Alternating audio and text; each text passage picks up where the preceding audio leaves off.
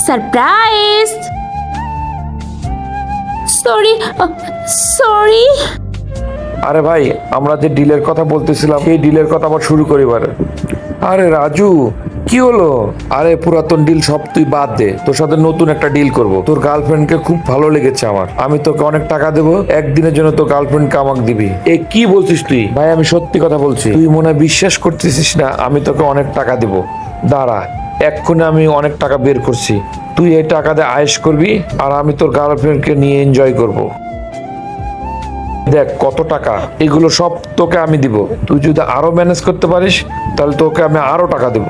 নে ধর ধর, তুই এই টাকাগুলো গুন, আমি তোর গার্লফ্রেন্ডের কাছে যাই।